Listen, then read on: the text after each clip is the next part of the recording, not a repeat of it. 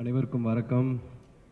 இங்கே வந்திருக்கக்கூடிய இயக்குனர்கள், மீடியா, ஃப்ரெண்ட்ஸ், பிக் ஹலோ.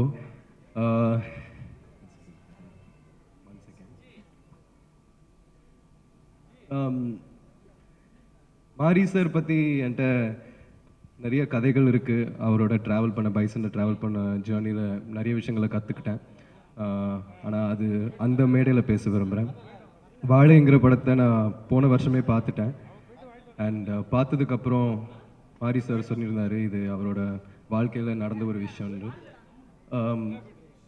எப்படி ஒரு மனிதர் இவ்வளோ வழிகளையும் தாங்கி கொண்டு வாழ்க்கையில் கடந்து வந்தது நான் ரொம்ப ஆச்சரியப்பட்டேன். ஏன்னா இந்த மாதிரி இத்தனை சோக நினைவுகளையும் சாரி அதாவது அந்த மாதிரி விஷயத்த ஒரு படமாக இருக்கிறது வந்து ஒரு அசாத்தியமான விஷயம். ஏன்னா மீண்டும் மீண்டும் அந்த விஷயத்த திருப்பி போய் உணர வேண்டியதாக இருக்கும். அது எடிட்டில் இருக்கலாம், டைரக்ட் பண்ணும்போது இருக்கலாம். ஸோ அது ஒரு மிக கஷ்டமான விஷயம். அது பயங்கரமாக வளைச்சிருக்கோம் சாருக்கு.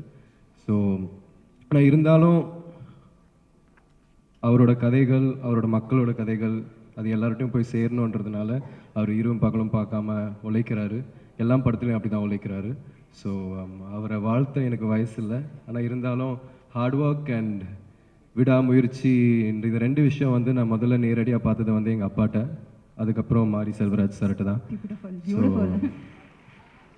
அது வந்து நான் இங்கே சொல்ல விரும்புகிறேன். And I love you so much sir.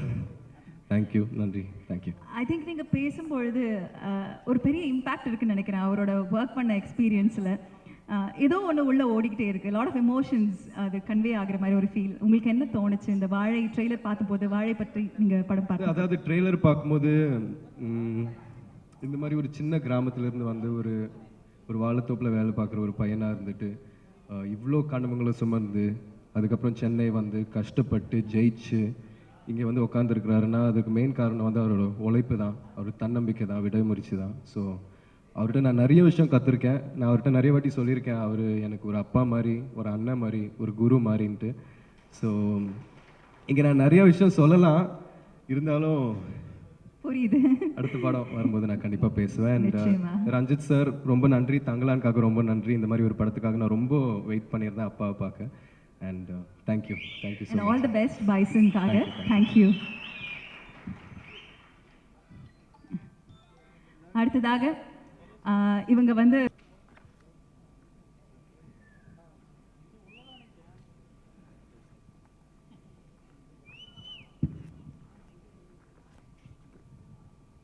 Hello, எல்லாருக்கும் வணக்கம். இட்ஸ் பீன் லாங் டைம் இங்கே வந்து தமிழ் ஆடியன்ஸ் கிட்ட பேசிட்டு. So I am really nervous. First of all about Vazhai. இது I don't think Vazhai is a cinema. I think it's a slice of life. அப்போது எனக்கு தெரியாத like I think lot of people doesn't know a life like that. It's மாரிஸாஸ் life. அவங்க கூட bison ஒரு படத்தில் இப்போ ஒர்க் பண்ணிட்டு இருக்கேன். அதனால் அவங்கள பர்சனலாக கொஞ்சம் எனக்கு தெரியும்.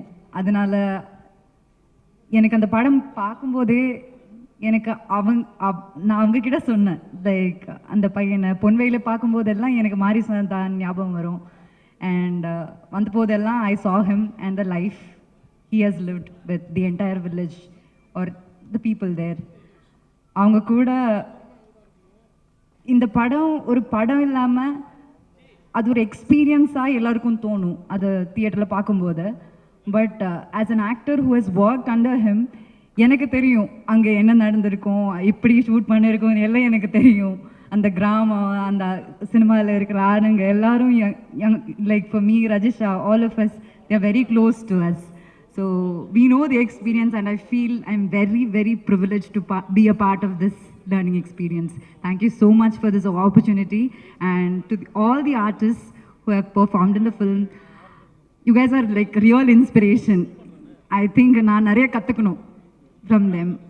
அவ்வளோ ரியலாக ஒரு செகண்ட் கூட ஆக்டிங் பண்ணுறேன்னு ஃபீல் ஆகலை எனக்கு. So it's true inspiration and I really wish நீங்கள் இந்த மாதிரி நிறைய படங்கள் பண்ணணும். உங்கள் லைஃப்பில் இருக்கிற நிறைய ஸ்டோரிஸ் கொஞ்சம் எனக்கு தெரியும், ஆனால் நிறைய ஸ்டோரிஸ் இருக்குன்னு எனக்கு தெரியும்.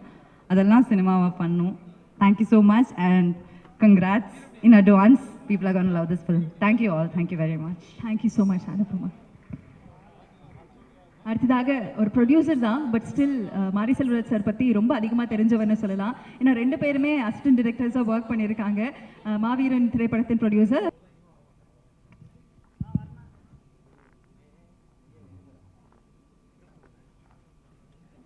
அனைவருக்கும் வணக்கம். நான் ஒரு படம் தான் எடுத்திருக்கேன் நான் ப்ரொடியூசராக. ஸோ அவங்க மேலே கூப்பிட்டுருக்கிறது வந்து நான் அதுக்காக கூப்பிட்டுருக்காங்கன்னு நினைக்கல. இங்கே இந்த ஸ்டேஜில் ஏற்றிருக்கிறதுக்கு காரணமும் மாரி செல்வராஜ் தான். ஒரு மாரி செல்வராஜோட நண்பனாக அவங்க குடும்பத்தில் ஒருத்தனா இங்கே வந்திருக்கேன். ஸோ அந்த விதத்தில் எனக்கு இது ரொம்ப ஒரு நெகிழ்ச்சியான மேடை தான். இந்த இந்த இவ்வளோ பேர் இவங்கெல்லாம் பேசுகிறதெல்லாம் பார்த்து அவங்க ஃபேமிலியில் திவ்யா அவங்க அம்மா எல்லாம் எவ்வளோ சந்தோஷப்படுறாங்க, எவ்வளோ ப்ரௌடாக ஃபீல் பண்ணுறாங்கன்னு தெரியும். அதுக்கு கொஞ்சமும் குறையாமல் எனக்கும் அதே நிகழ்ச்சியாக இருக்குது. ராம் சார் அங்கேருந்து ரொம்ப நிகழ்ச்சியாக தான் இதை பார்த்துட்ருக்காரு.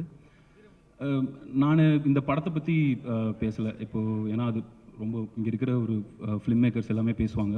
நான் என்னோட மாறி கொடுக்குற பழக்கம் தான் எனக்கு ரொம்ப பேசணும்னு தோணுச்சு. நான் ராம் சார்கிட்ட அசிஸ்டண்ட்டாக ஒர்க் பண்ணணுன்னு போனேன், ஆனால் ஒருபடி அசிஸ்டண்ட்டாக ஒர்க் பண்ணல.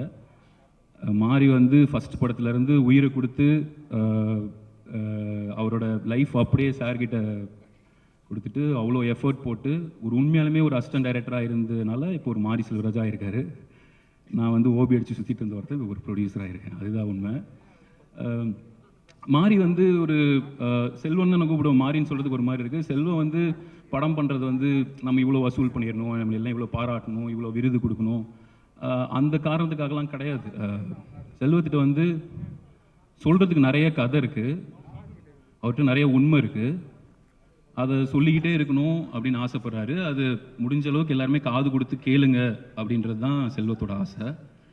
அது அவரோட கதைகளில் தொடர்ந்து சொல்லிட்டு வராரு. நிறைய பேர் அது காது கொடுத்து கேட்குறாங்க, நிறைய பேர் காதை மூடிக்கிறாங்க கேட்காம. பட் இந்த படம் வந்து மாரியை பிடிக்காதவங்களுக்கும் இந்த படம் வந்து ரொம்ப பிடிக்கும்னு நம்புகிறேன். ஏன்னா இதில் அவ்வளோ உண்மை இருக்குது. உங்களுக்கு பிடிக்கல மாறி தொடர்ந்து அவர்கிட்ட இருக்கிற லைஃப்பில் இருக்கிற உண்மையை இன்னும் லவுடாக சொல்லிக்கிட்டே இருப்பார். ஏன்னா மாறி சந்திச்சு வந்த தடங்கள்லாம் வந்து ரொம்ப நிறையா. ஸோ அதெல்லாம் இருக்கும்போது இப்போ இங்கே ஃபேஸ் பண்ணுறதுனால அவர் திரும்ப போகிறதே கிடையாது. தொடர்ந்து அவர் வந்து அவர் கிடச்சிக்கிற ஒரு மீடியம் தான் இந்த சினிமா. இந்த சினிமா இல்லாட்டி அவர் வந்து ஒரு கூத்து கலைஞனாவோ ஏதோ ஒரு இடத்துலையோ போய் அவரோட கதைகளை தொடர்ந்து சொல்லிகிட்டே தான் இருந்திருப்பார். அந்த விதத்தில் எனக்கு மாரியை பார்க்கும்போது ரொம்ப சந்தோஷமாக இருக்குது. நான் ஒரு இதில் சார் எப்படி ஒரு ரோல் ப்ளே பண்ணுறாருன்னு நான் சொல்லணும். ராம் சார் வந்து ஒரு அசிஸ்டன்ட் டைரக்டராக வந்து சேர்ந்த ஒருத்தங்களை அடுத்தடுத்து ஒரு படம் பண்ணுறதுக்கு ப்ரொடியூசர்கிட்ட ரெஃபர் பண்ணுவாங்க, இல்லை பண்ணாமல் போவாங்க, இல்லை அவங்களுக்கு தெரிஞ்சதை சொல்லி கொடுப்பாங்க. இதை தான் நான் பார்த்து கேள்விப்பட்டிருக்கோம். ஆனால் சார் வந்து என்னென்னா மாரியை அவ்வளோ மெருகேற்றி அவருக்கு இருக்கிற டேலண்ட் அவருக்கே புரிய வச்சு அவர்கிட்ட அவ்வளோ கதைகள் இருக்குதுன்னு அவர் நம்ப வச்சு மாரிக்கு கிராஃப்ட் கற்றுக்கிட்டாருன்றதை தாண்டி அவர் ஒரு புக் எழுதினார், மறக்க நினைக்கிறேன்னு. ஃபஸ்ட்டு அந்த மறக்கவே நினைக்கிறேன் புத்தகத்தை எழுதிட்டு அவர் போய் பார்க்காத ஆட்களே கிடையாது. எல்லா எழுத்தாளர்கள்கிட்டையும் எல்லா இயக்குநர்கள்கிட்டையும் என் அசிஸ்டண்ட்டு செல்வம் இப்படி ஒரு புக்கு எழுதியிருக்கான், அதை நீங்கள் படிங்க, படிச்சுட்டு உங்களோட கருத்தை சொல்லுங்கள், அதை பற்றி எழுதுங்கன்னு சொல்லி அவ்வளோ பேர்த்தையும் கொண்டு போய் கொடுத்துருக்காரு. ஸோ அவரோட ரோல்ன்றது ரொம்ப பெருசு. அது செல்வம் சொல்லும்போது எல்லாத்துக்கும் தெரியும். அதே மாதிரி தான் ரஞ்சித் அவர்களோடதையும் நான் பார்க்குறேன். ரஞ்சித் அவர்கள் வந்து வெறும் டைரக்டராக மட்டும் இல்லை, அவர் ஸ்டார்ட் பண்ண நீலம் ப்ரொடக்ஷனாக இருக்கட்டும், ஒரு நீலம் சோஷியலாக இருக்கட்டும், அவர் ஒரு பெரிய மூவ்மெண்ட் இங்கே க்ரியேட் பண்ணியிருக்காரு. அந்த மூமெண்ட்டோட முக்கியமான தொடக்கமாக பரியேறும் பெருமாள் இருந்தது வந்து எனக்கு ரொம்ப ரொம்ப சந்தோஷம், ரொம்ப மகிழ்ச்சியான ஒரு விஷயமா நான் பார்க்குறேன். அப்புறம் மாரியை ஒரு தடவை பார்க்கும்போதும் பரியேறும் பெருமாள் தான் அவரோட பெஸ்ட்டுன்னு சொல்லிகிட்டே இருப்பாங்க. இப்போ வந்து வாழை தான் அவரோட பெஸ்ட்டுன்னு சொல்கிறாங்க. இது அடுத்தடுத்து வர படங்களும் மாரியோட பெஸ்ட் ஃபிலிம்னு சொல்லுவாங்க நான் நம்புகிறேன். பைசனுக்காக வெயிட் பண்ணிட்டு இருக்கேன். அப்புறம் இதில் நடித்த எல்லாருமே வந்து அன்பிலீவபிளாக பெர்ஃபார்ம் பண்ணியிருந்தாங்க. அதில் சிவனேந்தன் கேரக்டர் பண்ணவங்களாக இருக்கட்டும், சேகர் பண்ணவங்களாக இருக்கட்டும், அப்புறம் இதை ப்ரில்லியண்ட்டாக ஷூட் பண்ணியிருந்த தேனீஸ்வர் சார், அவருக்கு ஒரு மிகப்பெரிய அப்ளாஸ் கொடுக்கணும்னு நினைக்கிறேன். அவர் அப்புறம் Kumar Gangappan art department art director அவர். அண்டு இதோட சோலை வந்து அவ்வளோ அழகாக சவுண்டில் கொண்டு வந்த சந்தோஷ் நாராயணன் அவர்கள், அவரோட ஒர்க்கும் ரொம்ப முக்கியமானது. அப்புறம் சுரேன், சவுண்டில் ஒர்க் பண்ண சுரேன், மொத்தமாக இவங்களோட உழைப்புலாம் இது ரொம்ப முக்கியமானது. அண்டு இப்போ நம்ம ஓடிடி வந்து படங்கள் வாங்குறது இல்லை, சின்ன படங்கள் அப்படின்றதுல நிறைய இடத்துல பதிவு பண்ணிகிட்டே இருக்கோம். ரஞ்சித் அவர்களும் சரி, இப்போ நிறைய தயாரிப்பாளர்களும் அது மேடையில் பதிவு பண்ணிகிட்டே வந்துட்டு இருக்காங்க. அது உண்மையும் தான். இப்போ ஒரு சின்ன படமோ ஒரு மீடியம் சைஸ் படமோ எடுத்து அது விற்கிறதுன்றது அவ்வளோ சிரமமாக இருக்குது. பட் அதே காலகட்டத்தில் வாழை மாதிரி ஒரு படத்தில் வெறும் ஒரு இயக்குனர் அவரோட கதையை மட்டும் நம்பி இப்படி ஒரு ப்ரொடியூஸ் பண்ணுறதுக்கு முன்னே வந்த Hotstar Pradeep sir, Krishnankutty sir, Bala sir, Naran sir, அந்த என்டையர் டீமுக்கு வந்து ரொம்ப ரொம்ப நன்றி. அண்ட் அதோட தேட்டரிக்கல் வாங்கி பண்ணுற Dileep Subbarayan master first production house ஆரம்பிச்சிருக்காரு. அவருக்கும் என்னோட வாழ்த்துக்கள். தேங்க்யூ, லவ் யூ மாதிரி. Thank you Arun K. விஸ்வா அவர்களுக்கு. பச்சை கலர் சாரி வந்து ஃபுல் டான்ஸ். ஆக்சுவலி அந்த மாதிரி ஒரு டான்ஸை நான் பார்த்ததே கிடையாது. அது கிளைமேக்ஸில் வந்து ஒரு 250 பேர் அடிச்சு கொள்கிற மாதிரி. என்னால் படம் பாட்டு வந்து வெளியே ஒன்றுமே பேச முடியல. அந்த மாதிரி சீன்ஸ்லாம் இருக்குதுன்னு நினச்சிங்கன்னா அதெல்லாம் இருக்காது. நான் ஷூட் பண்ணிக்கிட்டேன். எங்கள் ப்ரொடியூசர் இங்கே தான் உட்காந்துருக்காரு. எங்கள் ப்ரொடியூசர் கூப்பிட்டு ஷூட்டிங்கை நிப்பாட்டிட்டு வந்து பேசு அப்படின்னாரு. நான் அந்த படத்தை ஒரு 2 வாரத்துக்கு முந்தி பார்த்தேன். One of the extraordinary experience in my life. நான் வந்து கொட்டுக்காளியும் வாழையும் பார்த்துட்டு one of the extraordinary experience of my லைஃப்னு சொல்லுவேன் 2 படத்தையும். எப்பொழுதுமே ஒரு செஞ்சுரியினுடைய கடைசி பகுதி அல்லது முதல் பகுதி, அதாவது 25 அல்லது 75ல் ஒரு பெரிய ரினைசன்ஸ் நடக்கும். அந்த மாதிரி இந்த 2000ல், இந்த 2025ல் ஒரு எக்ஸ்ட்ரானரி ரினைசன்ஸ் வந்து இந்தியாவில் நடந்திருக்கு. நம்ம சொல்லுவோம் வந்து இந்தியா அந்த தேசத்தில் வந்து ஒரு தமிழகம் வந்து ஒரு சவுத் சைடு வந்து ரொம்ப அப்படி இருக்கும். Actually most of the films நம்ம பார்த்தோம்னா நார்த் இந்தியாவில் நடக்கிற மாதிரி ஒரு பிம்பம் இருக்கும். பட் இந்த 1925ல் வேர்ல்ட் சினிமா அப்படின்னா 2 சினிமா தான் நான் சொல்லுவேன். ஆக்சுவலாக வேர்ல்ட் சினிமாவுக்கு நம்ம நிறைய பண்ணியிருக்கோம், நிறைய போய் கதவை தட்டியிருக்கோம். வெற்றிமாறன், ராம, உங்கள் எல்லா படமே அந்த ஆஸ்பிரேஷனோடைய நம்ம அவங்களுக்கு கொஞ்சம் கூட கீழே இல்லை. ஒரு ஃபாஸ்பின் இருக்கோ, ஒரு ஹெர்சாக்கோ, ஒரு குரோசாவாக்கோ நம்ம கொஞ்சம் கூட கீழே இல்லை. அவங்கள்ட்ட தான் கற்றுட்டு வந்தோம். ஆனால் we can go and knock the doors சொல்லிட்டு நாக் பண்ணிகிட்டே இருக்காங்க. பட் ஐ வுட் சே அந்த உலகத்தின் அந்த வேர்ல்ட் சினிமாவினுடைய அந்த கோட்டை கதவை 2 படம் இந்த வருஷம் உடைச்சிருக்கு. ஒன்று வாழை, இன்னொன்று கொட்டுக்காளி. நான் வந்து கர்ணன் படத்தை பார்த்துட்டு வந்து எங்கள் அசிஸ்டன்ஸ்லாம் போய் பார்த்துட்டு வந்து, நான் நிறைய படம் பார்க்குறதில்ல. காரணம் என்னென்னா, ஒரு படம் நல்ல படம் பார்த்துட்டா அது வந்து 1 வாரம் ஒர்க்கு எனக்கு. ஒரு கெட்ட படம் பார்த்துட்டா 1 வாரம் ஜுரம்.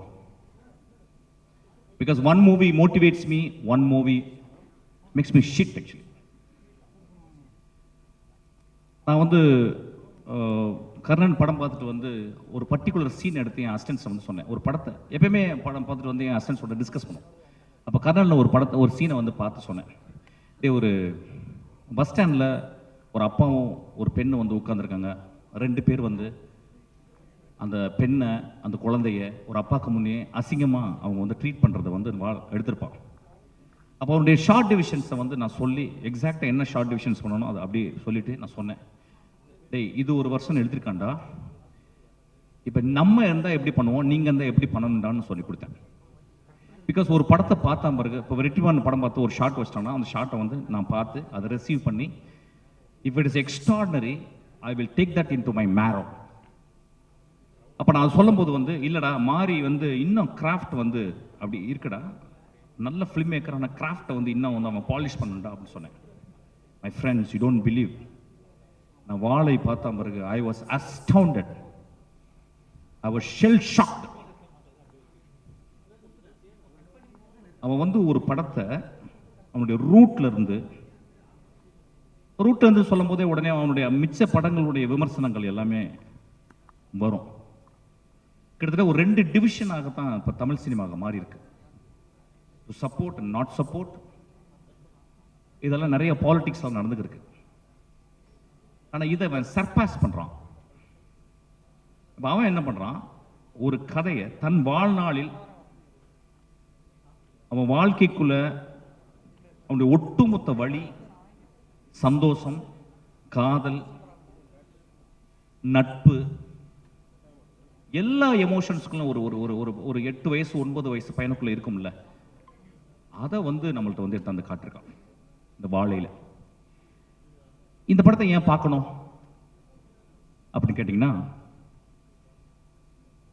நம்மளுக்கெல்லாம் ஒரு 7 வயசுலேருந்து இந்த சைல்டுஹுட்னு சொல்லுவாங்கல்ல, அதோடைய மெமரிஸ் வந்து நம்ம தலைக்குள்ள அப்படி இருக்கும் சாவர வரைக்கும். என்னை பொறுத்த ஒரு மனிதனுடைய மரண படுக்கையில் அவன் கடைசியாக ஒரு இமேஜ் வரும் பார்த்தீங்களா, நிறைய இமேஜ் வரும். அம்மா வரும், அப்பா வரும், அவன் பெத்த குழந்தையுடைய இமேஜ் வரும், என் மகள் வரும், இப்படிலாம் வரும்ல. அதுக்கப்புறம் மிக முக்கியமாக வர இமேஜ் அவன் சைல்டுஹுட்டில் அவன் ரொம்ப சந்தோஷமாக இருந்த ஒரு இமேஜும் ரொம்ப சோகமாக இருந்த இமேஜும் அவன் சாகும்போது வரும். அது ஒரு நார்மல் பீப்புள்னால அதை வந்து வெளியே சொல்லலாம். ஒரு ஆர்டிஸ்ட் மட்டும்தான் அதை ஒரு நாவலாக எழுத முடியும், ஒரு புதினமாக படைக்க முடியும், அல்லது ஒரு பயோகிராஃபியாக எழுத முடியும். Very rarely in the whole world of cinema there are very few directors are able to articulate their inner experience. அது எனக்கு தெரிஞ்சு இந்தியாவில் அந்த மாரி செல்வராஜுக்கு நடந்திருக்கு. Actually he was able to articulate எப்படின்னா, இந்த குழந்தை வந்து ஒரு அரை மணி நேரம் அம்மா காணாம போயிட்டா அழுவும் பார்த்தீங்களா, அந்த தொண்டைக்குழி அப்படி இது அந்த மாதிரி அழுதுருக்கான். உடனே நம்ம நினைக்கலாம், ஓ ரொம்ப சோகமான படமா? இல்லை, எனக்கு தெரிஞ்சு இந்த 10 இயர்ஸ்ல நான் பார்த்த சந்தோஷமான படம் இந்த படம். அந்த வாழை எவ்வளவு பச்சையா இருக்கோ பசுமையா இருக்கோ அந்த அளவு பசுமையான படம் இந்த படம். வேர்டன்ட்னு சொல்லுவாங்க இங்கிலீஷ்ல, வேர்டன்ட்னு. அது ஏன் அவன் நம்மள்ட்ட சொல்லணும் அப்படின்னா, அவனுக்கு ஒரு மொழி இருக்கு. அந்த அந்த அந்த தியாகராஜன் குமாரஜி சொன்னா டெக்னிக்கலா இஸ் எவால்வ்ட் அப்படின்னு இருக்கான். நம்மளுடைய முதல் படம் எப்பொழுதுமே தோல்வி படம். ஒரு டைரக்டருக்கு வணிக ரீதியில் வின் பண்ணிடுவோம், ஆனால் நம்மளுடைய ஃபார்மில், நம்மளுடைய ஆர்ட்டில், நம்மளுடைய அடைகாத்தல்ல நம்மளுடைய previous movie always a bad film. அதனால தான் எல்லா டைரக்டரும் இங்கே இருந்தவங்க எடிட் பண்ணி முடிச்ச உடனே அந்த படத்தை ஹேட் பண்ணிடுவாங்க. They will be spending years and years to edit the film. Once it is edited, when it is projected on the screen, it is a bad film. அவருடைய மிச்ச படங்கள்லாம் அப்படி தான் இருப்பான். ஒரு நல்ல டைரக்டர் அப்படி தான் இருப்பான். இந்த படம் அவன் வாழ்நாளில் I don't think he can make a better film than this. Mari, you can't do. I believe so. Because so much of truth in this film. ஏன் ட்ரூத்னா, ட்ரூத்தை எங்க கண்டுபிடிக்கலாம்னா, ஒரு 8 வயசு பையன்ட்டு நீங்க பேசும்போது ஒரு 6 வயசு குழந்தைகிட்ட தான் அவ்வளோ ட்ரூத் இருக்கும். மாறி அதுக்கப்புறம் நிறைய ஃபிக்ஷன்லாம் மிக்ஸ் பண்ணலாம். ஆனா இந்த படத்துல கிட்டத்தட்ட வந்து ஒரு தாய்ப்பால் போல வந்து அவன் வந்து இந்த படத்தை சொல்லியிருக்கான். இந்த படத்துல நான் வந்து ஃபார்முக்கு இந்த படம் வந்து ரொம்ப முக்கியன்றேன். நான் என்ன சொல்ல வந்தேன்னா, அவன் பார்த்த வாழ்க்கையை, மறக்க முடியாத வாழ்க்கையை, நிறுத்தவே முடியாத அந்த அழுகையை, நிப்பாட்டவே முடியாத அவன் புன்னகையை இந்த படத்துல அப்படியே உறைஞ்சு போய் வச்சிருக்கான். எனக்கு தெரிஞ்சு இந்த ஃபார்ம் அந்த படத்துல வந்து அவன் போயிட்டு கேரக்டர் நடக்க சொல்லிட்டு அவன் போய் நின்று பார்த்துருக்கான். இங்க நின்று நான் பார்த்தனா, அங்க நின்று பார்த்தனா, இங்க கேமராவை வைக்கலாமா அப்படின்னு அப்படியே ஒரு கோழி தன் குஞ்சுகளை அடகாக்கும் பார்த்தீங்களா, அந்த மாதிரி ஒவ்வொரு இடத்துலையும் ஒரு கோழியாக அவன் கேமராமேனா அவனும். கேமராமேன் சொல்ல மாட்டேன், நல்ல பையன். இது முழுக்க மாரியினுடைய விஷன். நண்பர்களே, இந்த மாதிரி ரேரஸ்ட் ஃபிலிம்ஸ் வந்து இது வந்து ஒரு பெரிய அனுபவம். நம்ம தமிழ் சினிமாவில் என்னன்னு கேட்டிங்கன்னா, இப்போ தான் கொஞ்ச நேரத்துக்கு முந்தைய தம்பிட்டு பேசிக்கினேன். நான் சொன்னேன் வந்து, டேய் ரஜினி சார் வச்சு ஒரு படம் பண்ணடா, ரொம்ப பியூட்டிஃபுல்லாக இருந்துச்சு, நான் பார்த்தேன், பிடிச்சிருந்தேன். அவன் சொன்னான், சார் என்ன சார் உங்களுக்கு இந்த படம்லாம் பார்ப்பீங்களா? நான் சொன்னேன், இல்லைடா, ரஜினி சாரை ஒரு கேமராவில் வந்து அது ஒரு பெரிய ராஜநாகம், அது படம் எடுத்து ஆடும், அது ஒரு கேமராவில் வந்து அடக்கிறது ரொம்ப கஷ்டம்டா, அது ரொம்ப அழகாக பண்ணியிருக்கேன்னு சொன்னேன். ஒவ்வொருத்தங்களும் ஒவ்வொரு ஃபார்மை, ஆனால் இந்த ஃபார்ம் இந்தியாவின் மிக முக்கியமான, நான் சொல்லுவேன், குருசவா சொல்றாரு, if you want to understand India you must see Pather பஞ்சாலின்னு சொல்வார். And I would say, if you want to understand Tamil Nadu, please watch வாழை.